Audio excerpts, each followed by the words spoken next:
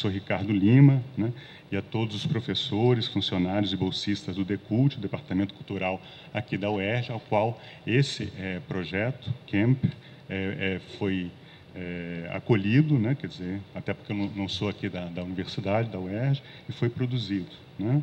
Então, acho que isso é uma coisa importante de fazer essa referência, em especial ao Rafael Nassif, que está aqui presente, que foi a mola propulsora de tudo, né, de insistência de querer realizar o evento, né, quer dizer, eu sou particularmente muito agradecido, né? Também agradeço ao Lucas Murari e o André Barbosa, que são meus orientandos, que estão ajudando aqui também com a gente. E lembrar que, além do seminário que acontece hoje, né, quer dizer, às 9 horas, com essa mesa, depois às 2 horas, uma segunda mesa, mais voltada para a questão da música, propriamente dito, e às 5 horas, que é com o professor Silviano Santiago e o professor Daniel Link, né, quer dizer, que vai ser uma mesa meio de encerramento dessa primeira manhã, que é uma mesa que a gente acha muito particular também, que no caso do professor Silviano Santiago, ele vai fazer uma leitura do último romance dele, coisa que ele nunca fez, né, uma leitura meio em processo, e o professor Daniel Link vai falar sobre o Manuel Puig, que vai ser um pouco o filme que vai ser exibido às 7 horas, O Beijo da Mulher-Aranha. Então tem uma conexão com o que vai ser, quem puder ver ou quem já reviu, então acho que as coisas vão dialogar. Falando na questão da mostra de filmes, eu acho que é só bom lembrar, isso tudo está no site do DECULT, né, para quem quiser acessar, né? A mostra ela começou na segunda-feira, para quem não é daqui, é na Concha Acústica, que é no térreo, né? E é ao ar livre, a projeção está super boa, é bom ver os filmes assim em tela grande, né? O som está legal, a imagem está legal. Começou na segunda-feira e hoje, como eu falei, às 7 horas tem O Beijo da Mulher-Aranha.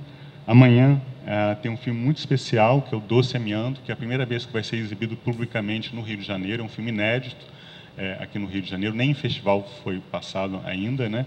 Então acho que é até bom agradecer aos dois diretores, que são o Irá dos Reis e Augusto Parente, por terem cedido, porque normalmente quando você exibe fora de festival, eles estão literalmente dizendo que eles não querem participar de festival aqui no Rio de Janeiro. Então, agradecer essa generosidade deles, né? E, claro, a todas as outras produtoras que liberaram a exibição gratuita dos filmes, né? Por fim, claro, agradecer aos participantes do seminário, os colegas que vão apresentar aqui e se dispuseram a falar dessa palavrinha, camp, que é uma palavrinha ainda muito desconhecida, mas eu gostaria de acreditar que ainda é importante para compreender uma série de fenômenos na cultura e na arte do século passado e ainda nesse século, né? Última coisinha mesmo agora é agradecer ao apoio da FAPERJ, que é a Fundação de Amparo à Pesquisa do Estado do Rio de Janeiro, que apoia esse evento, e também aos colegas aqui da UERJ, para os professores Ricardo Freitas, Sérgio Carrara e Aurinice de Mello Corrêa, que assinaram um projeto junto comigo. E, claro, um agradecimento a todos vocês que estão aqui presentes nessa hora. Espero que possam continuar assistindo o evento à tarde também. Então, eu passo a palavra à professora Ana Chiara, que aqui é professora do Instituto de Letras da UERJ, que vai coordenar essa mesa da manhã.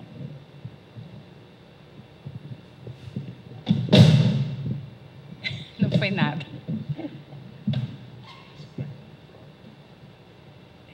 Porque eles esperam que a gente não traga tralhas, só o laptop. Então, bom dia.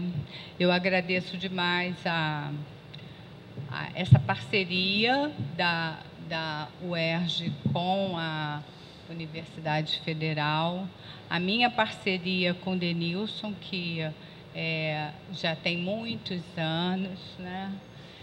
De vez em quando a gente junta as forças. Eu tenho uma grande afinidade com o Denilson, uma afinidade intelectual. Então, agradeço por esse dia que começa agora com a mesa. E a gente vai começar, então, com... Essa mesa é composta pelo Maurício, pelo Tiago e pelo Denilson, vai ser nessa ordem. Eu começo apresentando o professor Maurício Bragança.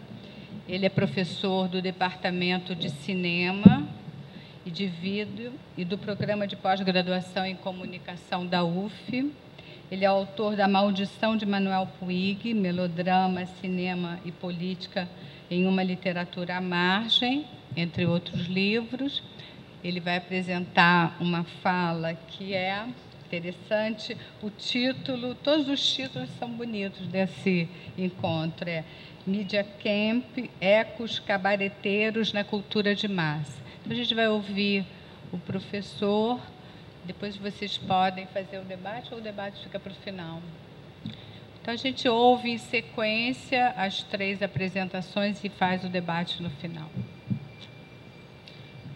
Bom dia a todos. Também gostaria de começar agradecendo o gentilíssimo convite, né, do Denilson, para estar conversando aqui com vocês a respeito desse conceito que ainda é tão necessário e tão potente, né, para a gente pensar determinados procedimentos de apropriação da cultura contemporânea, né, e de naturalização de operações assim, marcadas por binarismos que eu acho que já devem ser superados, né, centro-periferia, natureza e cultura, né,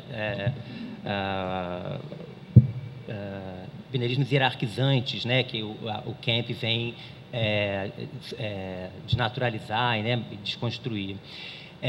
Queria agradecer também, né, ao Rafael, que foi tão gentil aí nesse processo todo, né, bom, e antes de tudo, eu queria...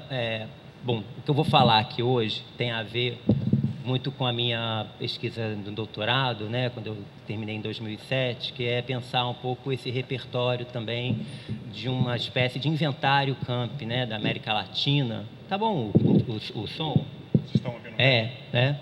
Porque aqui a gente parece que não se escuta. Tá bom?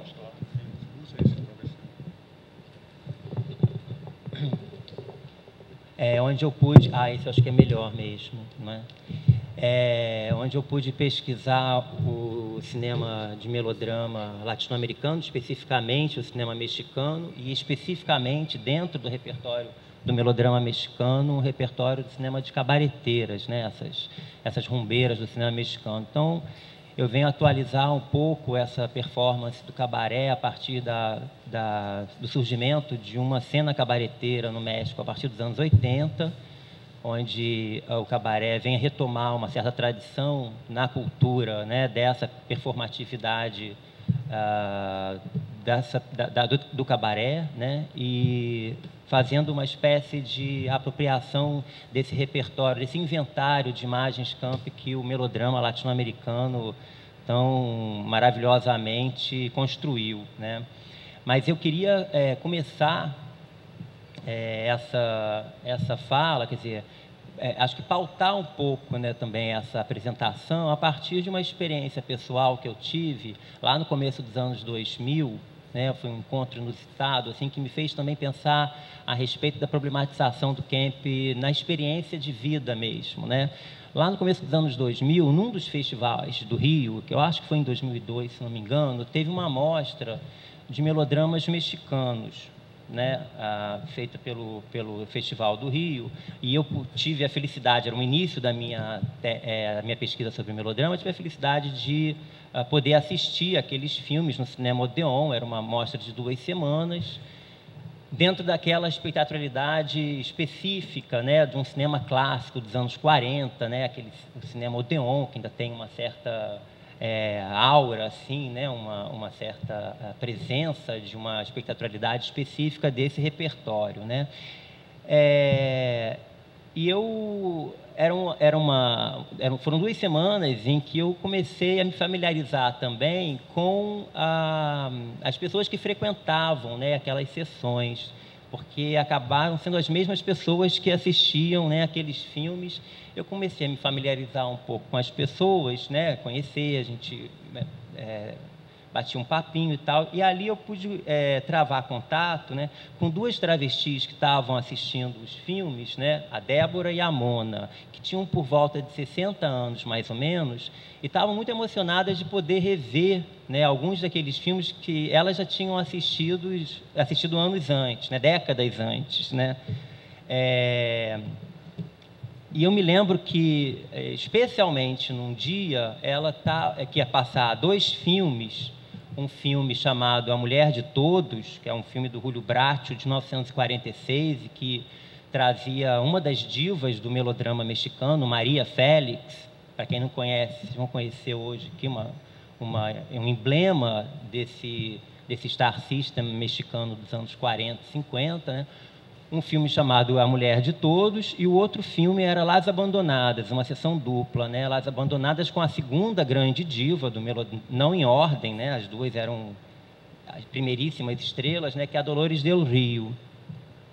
E elas estavam muito emocionadas de poder rever, né, esses filmes. Naquele primeiro momento, eu fiquei, puxa, que decepção a gente pensar, né, que a gente já teve uma circulação maior dessa filmografia em outros momentos e que a gente havia perdido, né, um pouco essa proximidade com esse repertório, né? Então, a primeira experiência foi de desolação, em constatar, né, esse abismo que se travou entre essas experiências cinematográficas na América Latina.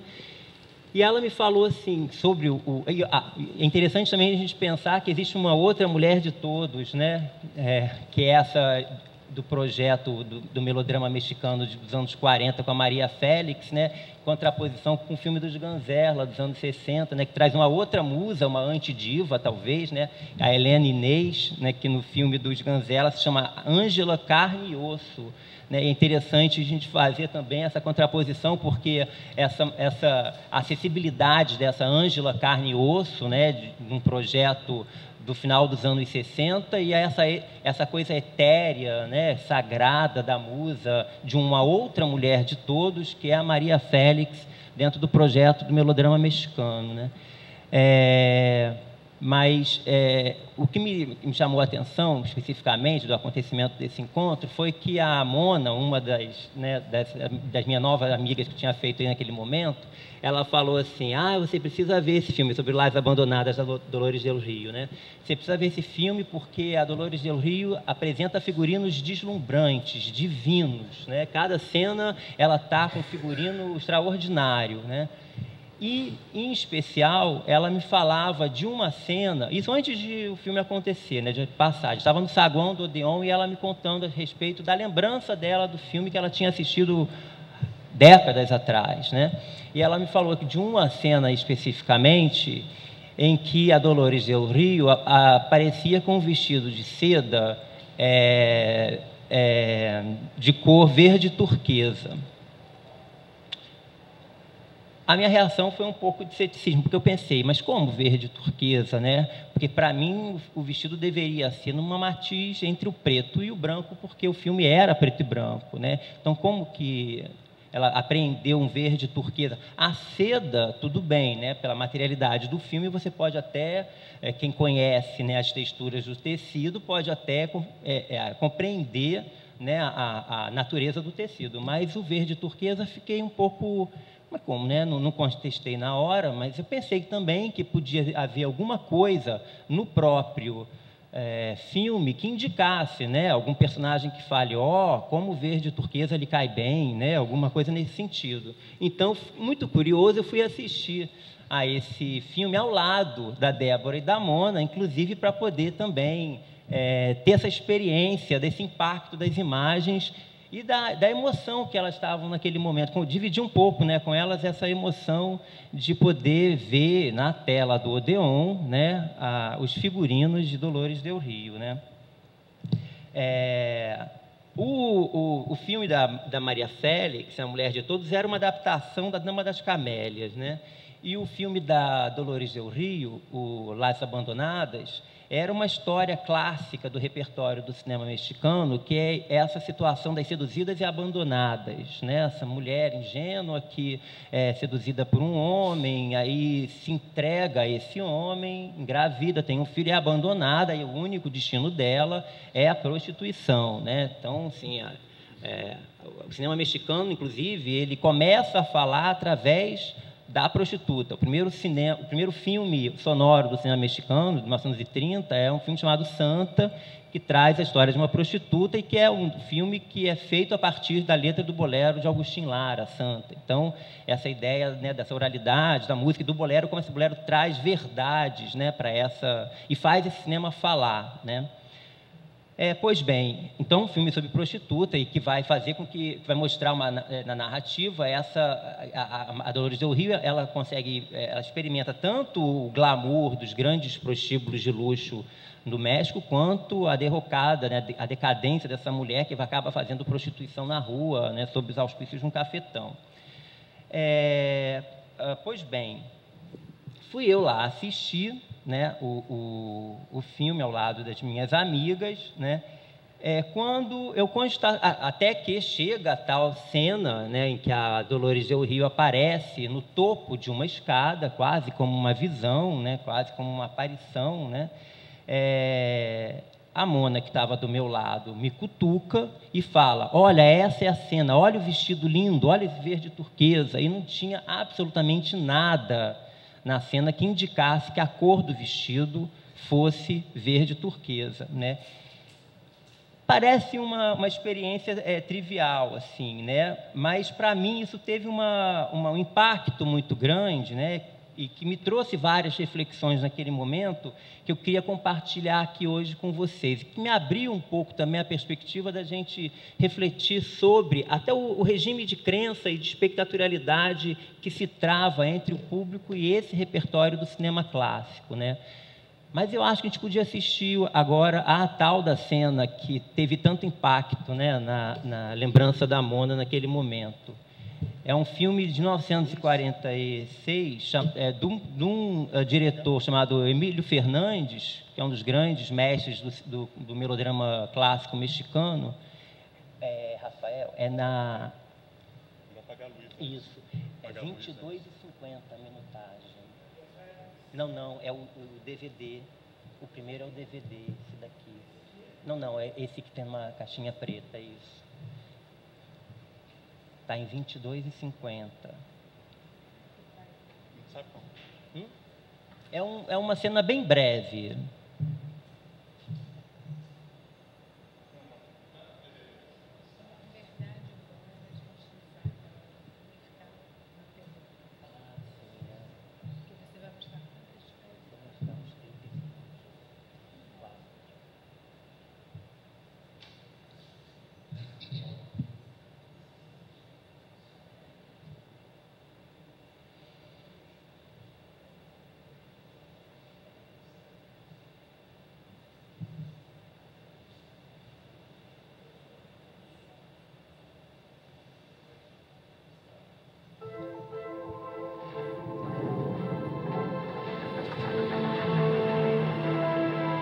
Que hoy le llegó su día.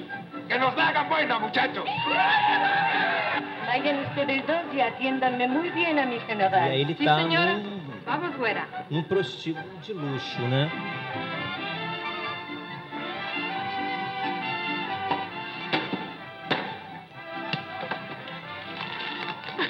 ¡Salud, güera!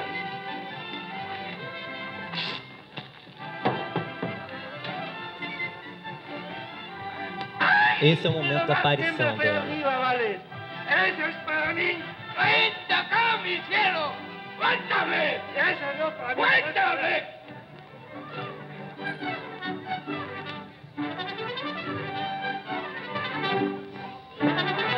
¡Cuéntame! ¡Eso no para mí! ¡Cuéntame! ¡Vente acá, mi cielo!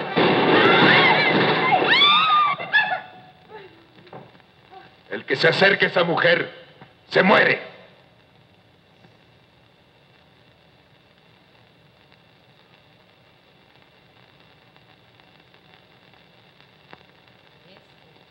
Isso. Baje. Por favor. Quiero convencerme de que existe y no es una ilusión.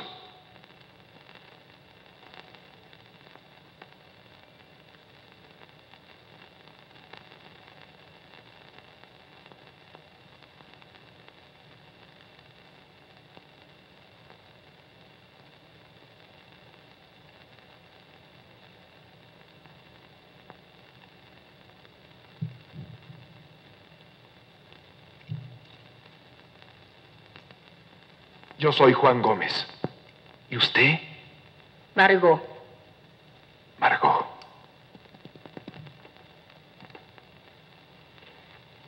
vas a vivir conmigo. Bueno, 1 año. Y te doy mi palabra de hombre que haré todo lo que esté de mi parte para que sea el más feliz de tu vida.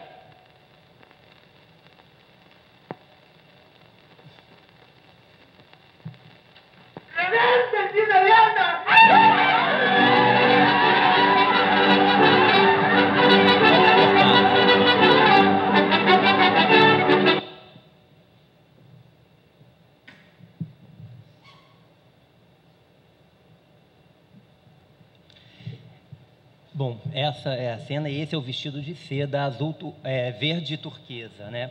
É interessante a gente pensar, né, a partir dessa cena, num regime de crença que é próprio dessa filmografia do cinema clássico, né?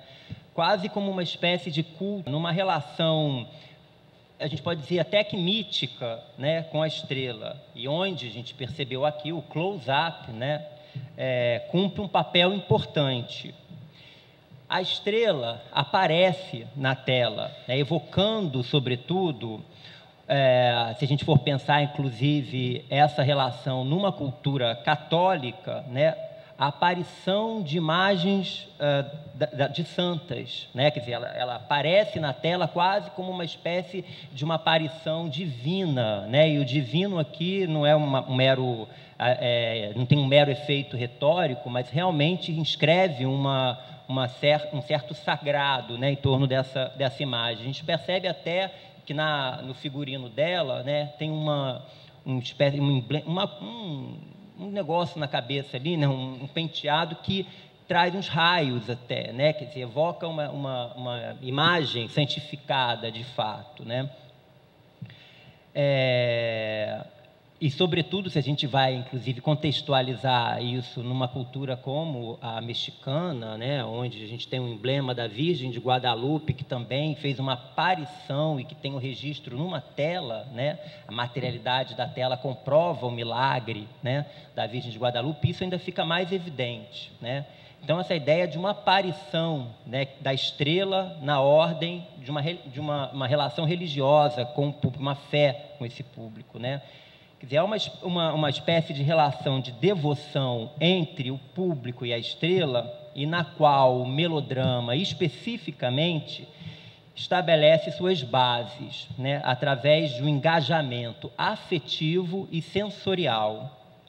O público crê nessa imagem, né? O próprio espaço do cinema, né, retomando aqui essa ideia do cinema, desses cinemas de rua, né, onde esse repertório era exibido, né, esses cinemas como, por exemplo, né, o Odeon que a gente tem aqui, o próprio espaço do cinema, nesse repertório clássico, cumpre um papel de templo, né? A gente vai lá para ter um encontro, né, nessa relação de espectatorialidade com o cinema clássico, a gente vai lá para ter um encontro com essas divas, com essas figuras sagradas, né? Não é por acaso que muitos cinemas de rua se transformaram depois, se converteram em igrejas evangélicas, né? Mantendo assim a mesma espécie de relação com um lugar de fé, algum tipo de fé, né?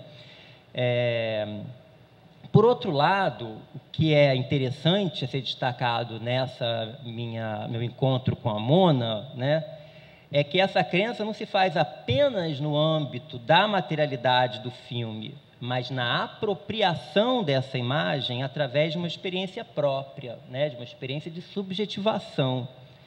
Essa imagem, ela se constitui subjetiva no encontro com esse universo de valores e de sentimentos, né, de afetos desse público. Não havia nada no filme, nessa cena que a gente viu aqui, que indicasse o verde turquesa do vestido de Dolores del Rio, né?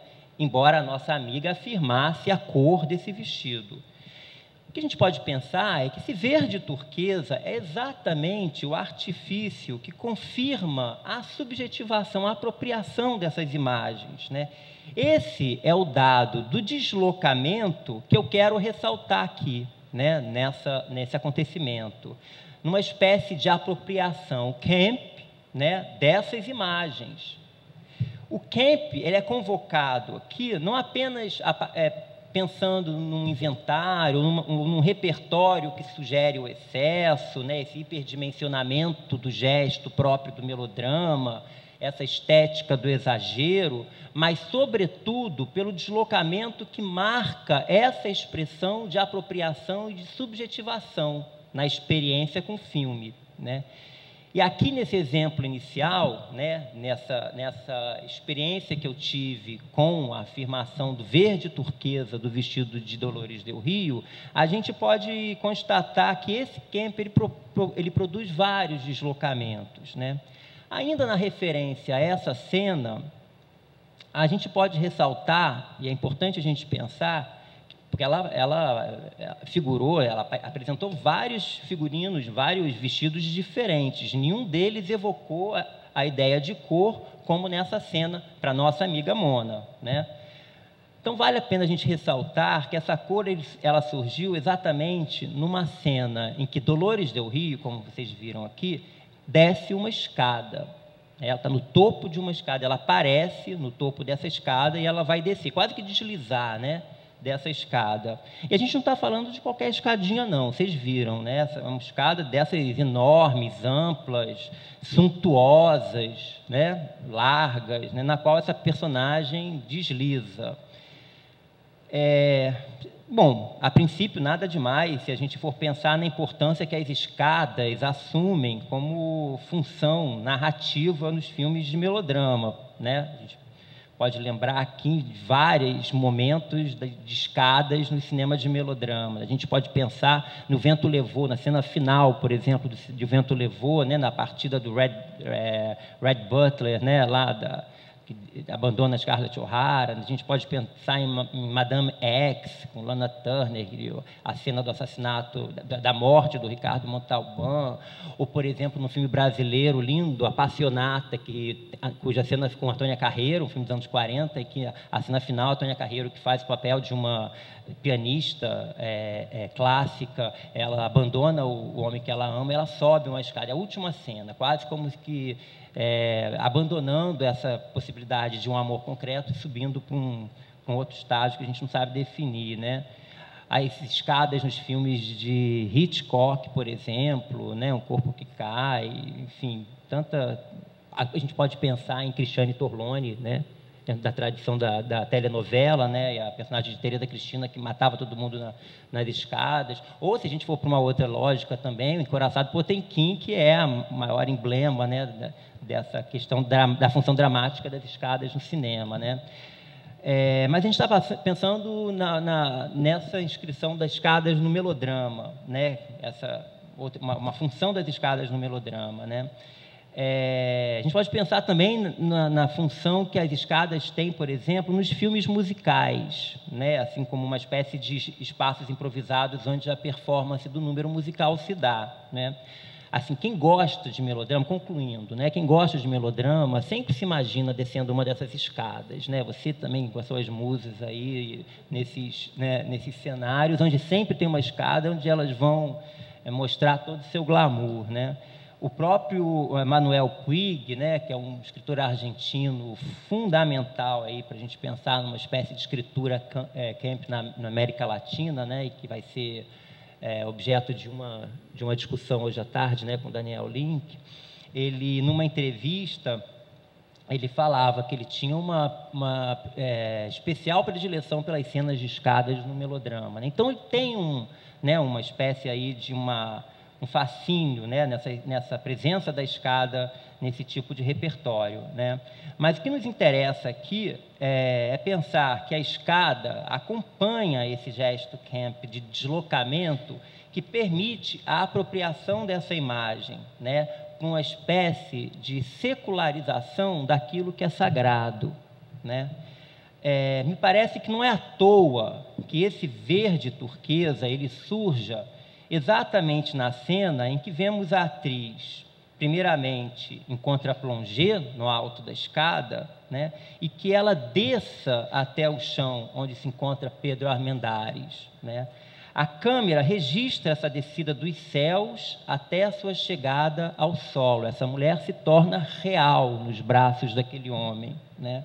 É como se essa imagem que aparece, né, aqui eu novamente evocando essa ideia de aparição sagrada no alto, dessa escada, essa imagem se secularizasse, se ressignificasse pelo rebaixamento, né, numa ideia aí bakhtiniana, no sentido bakhtiniano de descida à terra, né, nesse percurso em que o vestido de seda verde turquesa se torna esse elemento de deslocamento nesse gesto Kemp, né, de ressignificar o mundo, né, de reencantar o mundo através de uma sensibilidade criativa e desconstrutora, né?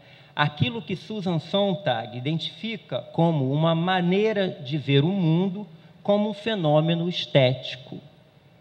E que Meyer, anos mais tarde, décadas mais tarde, vai fazer questão de ressaltar como procedimento político, ativista, né?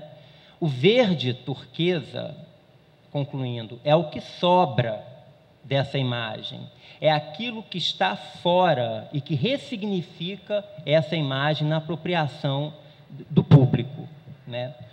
Um outro elemento que está presente nessa cena e que também organiza esses deslocamentos Kemp, né, está relacionado a uma geometria do olhar que a gente vê instaurada aí na cena e que se estrutura nessa sacralização da diva, né? A gente viu, né, esses jogos de olhares entre o Pedro Armendáriz e a Dolores Del Rio. A gente pode perceber que o olhar é o que define o lugar que cada um ocupa na construção da cena. A hierarquia dos olhares entroniza o lugar dessa mulher, que é o lugar do sentimento, né, da devoção, como lugar do sagrado. Aqui a gente vai ver agora um clipezinho, que é uma outra cena antológica da outra diva, que é a Maria Félix, né, do cinema mexicano. Era uma estrela que era conhecida por um texto estelar, né, como uma mulher bravia, voluntariosa, ligeiramente arrogante, né, mas, claro, capaz de se curvar ao homem que ela amava, né? O outro elemento que caracterizava, né, o texto de Maria Félix era exatamente o seu olhar desafiador, penetrante. Sobre o seu texto estelar, alguns intelectuais da época traçaram definições importantes. Guilherme Cabreira Infante, por exemplo, ele falava sobre Maria Félix.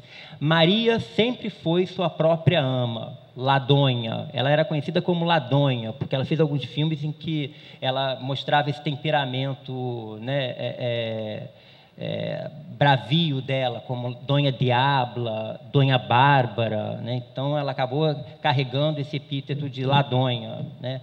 E seu caráter não lhe permitia, ainda citando Cabreira Infante, né, seu caráter não lhe permitia jamais descender a uma simples moça submissa. Octávio Paz foi ainda além sobre Maria Félix. Maria Félix nasceu 2 vezes, né, disse Octávio Paz. Seus pais a conceberam primeiramente e depois ela se inventou a si mesma. Nasceu como um relâmpago que rompe das sombras. Seu magnetismo se encontra em seus olhos, alternadamente serenos e tempestuosos. Na cena que a gente vai ver agora, do filme Namorada, que é um filme também do Emílio Fernandes, esse mesmo diretor de Lares Abandonadas, um filme de 1946, a gente vai ver os olhos de Maria Félix fotografados por ninguém menos que Gabriel Figueroa, né, um dos grandes diretores de fotografia do mundo, né, de todos os tempos. Em planos que talvez sejam os planos mais conhecidos da estrela, mais emblemáticos da história cinematográfica de Maria Félix. Então, a gente vai ver aqui essa cena entre Pedro Armendáriz, o mesmo galã que a gente viu no filme anterior, agora contracenando com Maria Félix.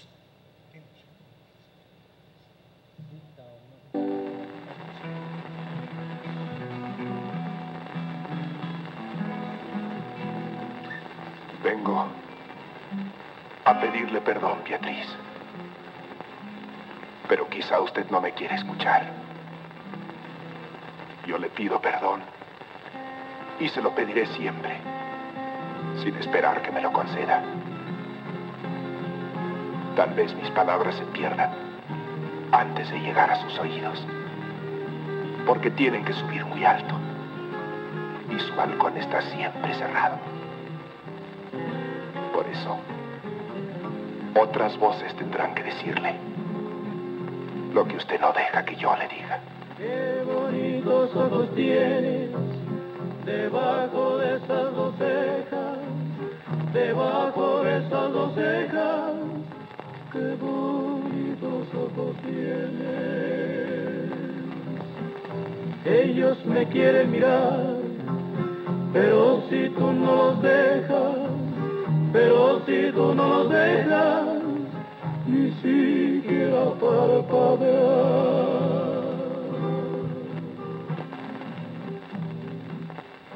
Malagueña salerosa, besar tus labios quisiera, besar tus labios quisiera, malagueña salerosa, y decirte, niña hermosa, eres linda y hechicera, eres linda y hechicera, como el cantor de una rosa. Y decirte, niña hermosa, que eres linda y hechicera, que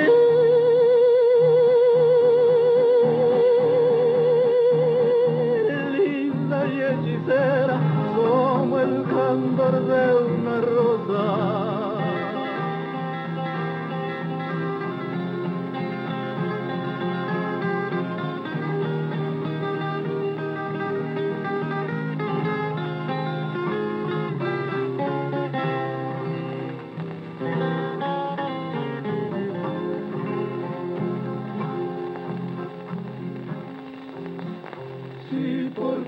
Me desprecias, yo te concedo razón, yo te concedo razón, si por pobre me desprecias.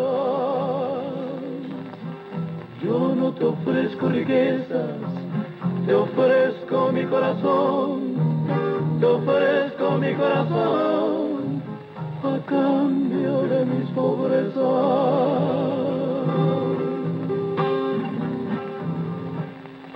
Malagueña salerosa, besar tus labios quisiera,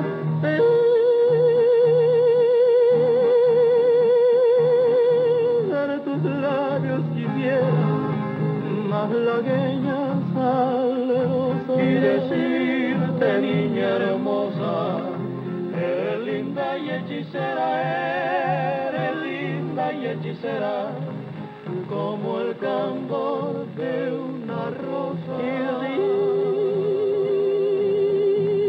decirte, niña hermosa, que linda y hechicera, que linda y hechicera, como el cantor de una rosa, como el cantor de una rosa.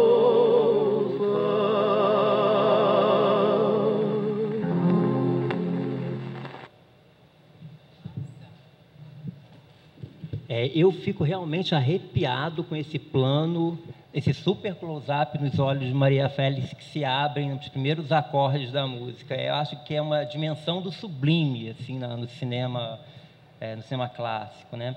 Mas é importante a gente pensar, então, que a cena ela é construída pelo jogo de olhares das personagens, né? Sustentando aí a supremacia do olhar de Maria Félix, que rege essa orquestração, né, entre esses olhares.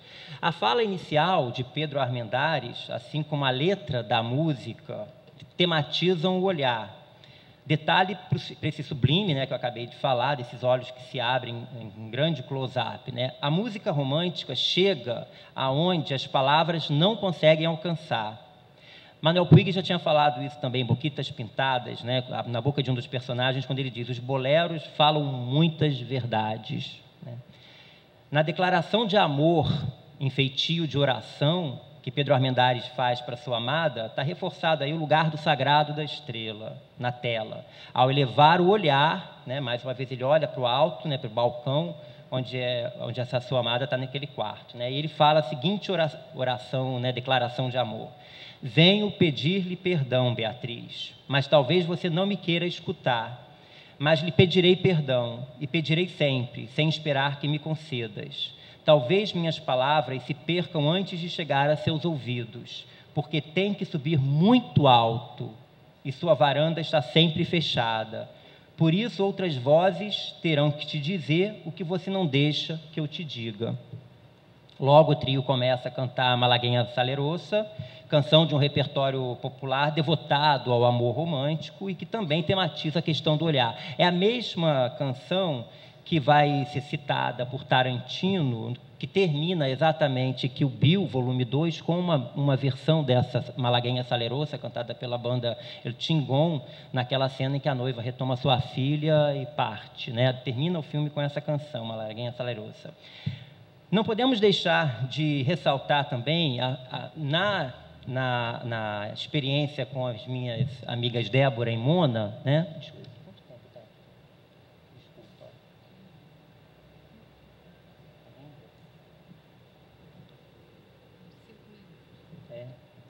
A gente não pode deixar de destacar a própria travestilidade em questão, né? Quer dizer, não vou aqui entrar numa discussão, em discussões específicas, desses estudos sobre travestilidade, mas é importante afirmar que o deslocamento que esses estudos apontam a partir da desorientação de um modelo heteronormativo, né, e genericamente regulado. Se o repertório desses filmes de melodrama regulava a economia de gênero, distribuindo papéis a partir de um modelo heteronormativo, as apropriações desses modelos poderiam transgredir essas normas, né? E nisso o potencial de desconstrução da leitura camp fazia muito bem, né? Da mesma forma que Otávio Paz diagnosticou a autofabulação da persona Maria Félix, ela também atuou em outros processos performáticos, como no caso de Mona, né? Eu não tenho dúvida de que o imaginário em torno de Maria Félix ajudou a construir identidades de gênero em plateias não heterossexuais, como no encontro que eu tive, né? Mona inventa a si mesma, se autoperformatiza numa autoficção que depreende o verde turquesa onde ele não está. Nas palavras de Denilson, o camp é uma categoria que estabelece mediações, transita entre objetos culturais e o conjunto do social, né?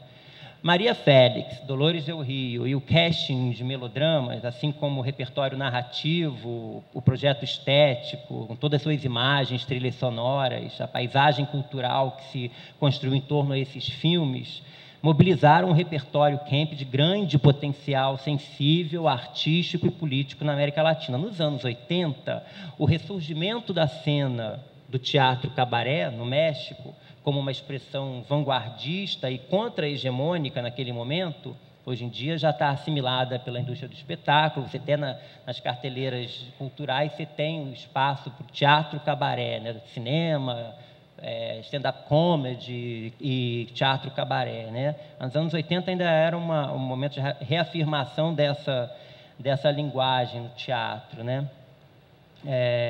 Esse cabaré contemporâneo vai recuperar exatamente o diálogo com esse repertório. E é sobre essa performance cabareteira que a gente vai falar um pouquinho agora, né? Astrid Haddad e Dario Tepier são dois dos maiores expoentes da cena do cabaré contemporâneo. São responsáveis pela renovação da performance cabareteira no país, tendo enfrentado muito preconceito quando eles trouxeram isso à tona. Ela, Astrid Haddad, é filha de maia e libanês, se aproximou do teatro e da performance do cabaré ainda no início dos anos 80, quando estudava Ciências Sociais na UNAM.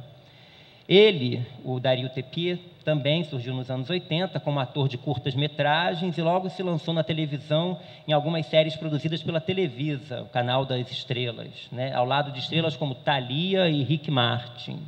Em 2003, ele participou de um programa de comédia da TV chamado Desde Gaiola, Gaiola G-A-Y-O-L, Gaiola, né? Produzido pelo canal musical Telehit. Através de esquetes de humor, se falava de questões como religião, sexualidade e os tabus da sociedade mexicana naquele contexto, enfrentados de maneira corrosiva, trabalhando a linguagem do cabaré na televisão. por contar com vários atores transgêneros e travestis no seu elenco, esse programa, Desde Gaiola, se converteu numa espécie de ícone da comunidade LGBT no México e na América Latina. Nesse programa, Darío Tepié criou uma personagem, sua personagem mais famosa, chamada La Ronha, que ganhou autonomia nos seus solos de cabaré e, posteriormente, em um programa de entrevistas. Laronha era uma personagem criada em homenagem à Ladonha, Maria Félix, como era conhecida ela, né? E aqui a gente vai assistir rapidamente um clipe bem curtinho, um clipe da Astrid Haddad, que se chama El Calcetín, a música El Calcetín, a meia, né? Em que há uma participação de Laronha. Por favor.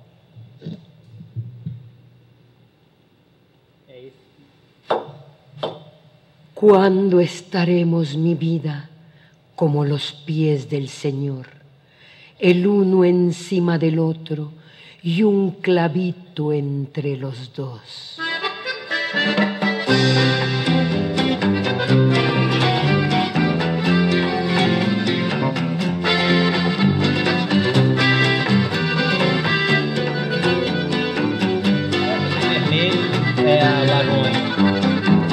Como si fuera un calcetín, me pisas todo el día, en el suelo me traes, arrastrada por tu amor. Como si fuera un calcetín, ay, tírame cuando esté rota, que en las cosas del amor, que en las cosas del amor no hay manera de surcir un calcetín. Ay, amor, un calcetín, eso soy yo para ti. Un calcetín, ay, amor, un calcetín, como si fuera un calcetín. Ay, tírame cuando esté rota, que en las cosas del amor, que en las cosas del amor no hay manera de surcir.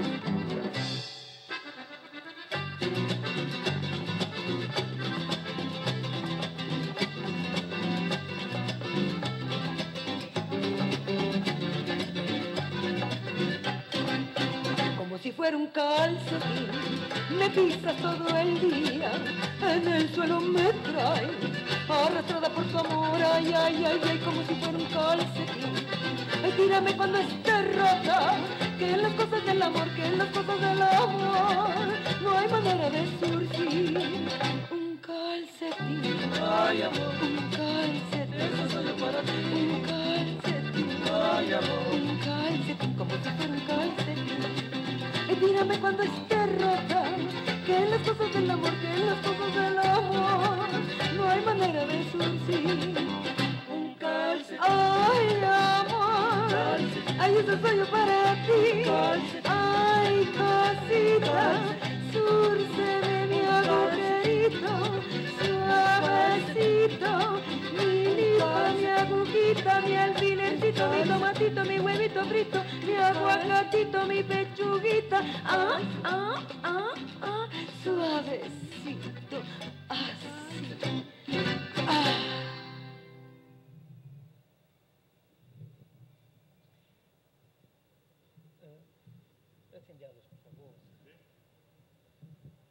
Então, o clipe conta com a participação também de Tongolele, que é essa senhora com uma mecha branca e é uma das cabareteiras dos anos 40, 50, né, ainda viva. Além de fazer referências a vários outros signos de mexicanidade espalhados pelo clipe inteiro, né. Logo no início, a gente tem a primeira provocação, quando ela diz: quando estaremos, minha vida, como os pés do Senhor, um em cima do outro e um preguinho entre os dois. E a partir daí o clipe vai debochar do amor romântico através de uma linguagem marcada pelo excesso e pelo apelo a um gosto popular, né? Então, num gesto que mistura reverência, de um lado, né, uma vez que o amor romântico é a base das narrativas do melodrama clássico, e suspeita pela ironia e pela paródia que ele convoca, por esse olhar camp, o gesto camp se instaura, né? E a letra fala da canção como se fosse uma meia, né, meia de parte meia, né? Você me pisa todo dia, no chão você me traz, arrastada por teu amor, como se fosse uma meia. Ai, jogue-me fora quando eu estiver rasgada, porque nas coisas do amor não há como remendar. Uma meia, ai amor, uma meia, isso sou eu para você.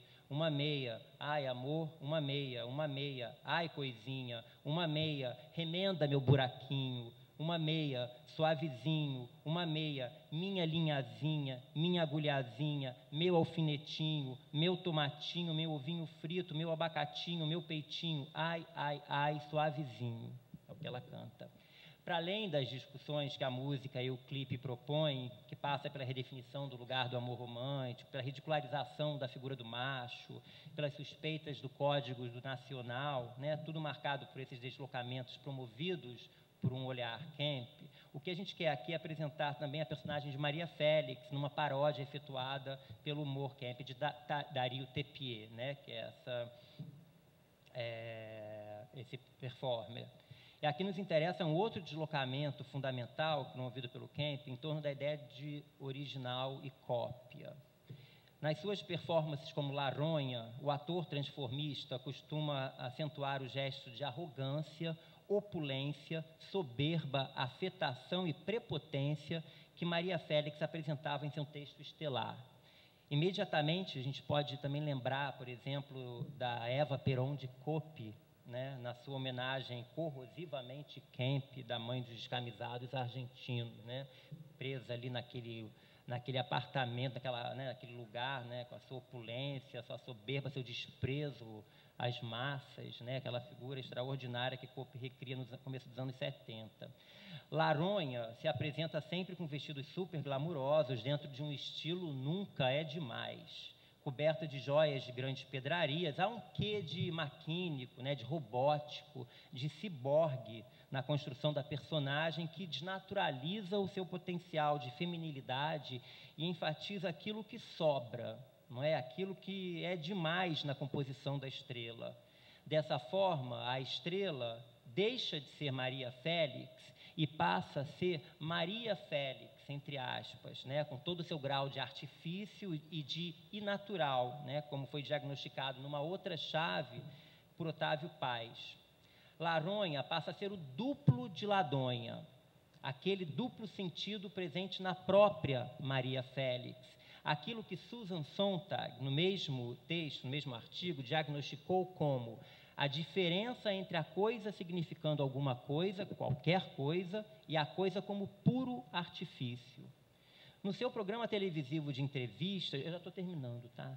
Estou concluindo mesmo, em que Laronha convidava personalidades do mundo cultural mexicano, o deslocamento entre cópia e original se torna quase espiral, no processo de espelhamento em Mizanabini. Dario Tepier, como Laronha, vai entrevistar Felipe Nájera, um dos melhores imitadores de Maria Félix no México, vestido de Ladonha. Aqui o verdadeiro e falso perde o sentido, já não há referente, o modelo, tudo é aparência, tudo é simulacro. Vamos ver só um iniciozinho dessa entrevista, porque não dá tempo para a gente ver tudo, mas só para a gente observar o encontro entre os dois imitadores, né? A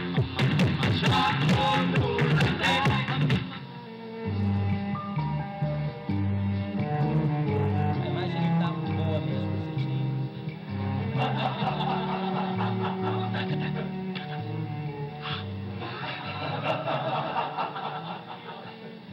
Qué guapa estoy. Mira, 47 películas, nomás para ti solita. ¿Eh? Me gusto. ¿De veras? ¿Me gustas? No, me encanto. Nada más tengo una pregunta. ¿Cuál? ¿Tú esperas algo de ti misma que sea chapa? Pues mira, yo no he esperado nada, pero de repente me exhumaron sin quererlo yo. Detenme porque ¿A quién exhuman? ¿Qué? Só para a gente ter uma ideia do encontro, né? Na cena que abre essa entrevista, a moldura do espelho projeta a cópia da cópia, numa vertiginosa reflexividade que destitui qualquer possibilidade de se recuperar o original, né? Aqui, Como diria Denilson, o que interessa é perceber o travestismo como valorização do artifício, como categoria central. A questão estaria não na negação do referente, mas na sua problematização de quem é a realidade que está sendo apresentada. O Kemp desvela, assim, a potência do artifício, que se manifesta como força política.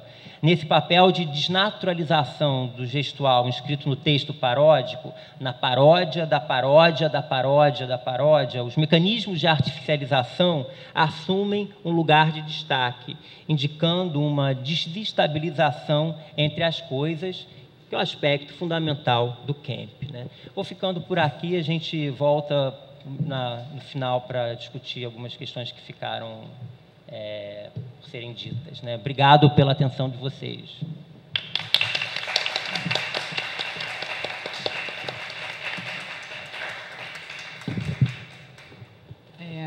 Depois desses momentos de encantamento, a gente vai ouvir o professor Tiago Soares.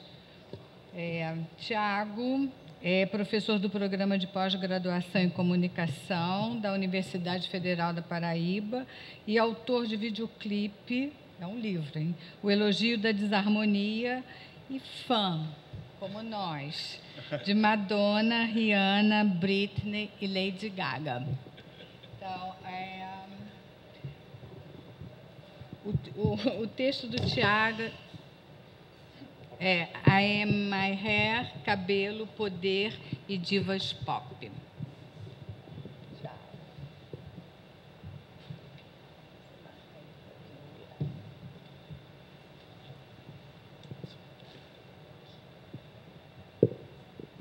Alô?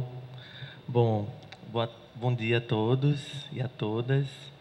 Queria começar agradecendo o convite também, Denilson. Muito feliz de estar conhecendo Ana, Maurício, que a gente já se cruzava nos eventos aí. Queria agradecer também Rafael pela gentileza e a presteza nesses trâmites, né, para vir até aqui. Bom, na verdade, a minha fala, eu sou professor lá quer dizer, estou me mudando agora, né? Tô indo para a Federal de Pernambuco, mas atualmente ainda sou professor da Federal da Paraíba, em João Pessoa, do Programa de Pós-Graduação em Comunicação e Culturas Midiáticas, e no qual eu tenho atualmente um projeto de pesquisa chamado Música Pop, Valores, Performances e Territorialidades, no qual eu ando me preocupando efetivamente com essas figuras muito emblemáticas ligadas à música pop, né? A minha última pesquisa foi sobre a Lady Gaga, enfim, questões de performance, gênero, enfim, e atualmente, assim, fui muito fomentado pelo convite mesmo de Denilson para, enfim, apresentar algo aqui no seminário de Kemp. Eu escolhi falar de maneira mais detida sobre a Beyoncé. E aí, vou fazer uma coisa bem Kemp, que é misturar as referências, né, na verdade. O título dessa minha fala chama I Am My Hair, Eu Sou Meu Cabelo, que é um verso de uma música da Lady Gaga, Hair, que está presente no o último disco dela, Born This Way. E eu ponho como subtítulo Cabelo, Poder e Divas Pop. E eu queria... Abre aí o PowerPoint. Eu fiz um PowerPoint. Tá aqui atrás. E aí eu queria um pouco a gente começar, de fato, com essa imagem da Beyoncé. Teve show dela no Rock in Rio aqui sexta-feira passada.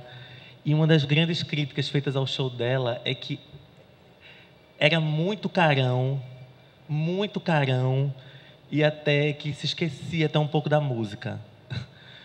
Né? E aí eu queria, de fato, colocar mesmo a ênfase né, nisso o que a crítica cultural, que os jornalistas, que os fãs nas redes sociais, né, chamam de carão, né, que é de fato esse certo ar, essa cara que ela está fazendo aí, de um certo desdém, né, o ventilador no rosto dela, né, essa artificialização do espaço cênico. Daqui a pouco eu vou mostrar uma leitura que eu faço aqui de Crazy in Love dela.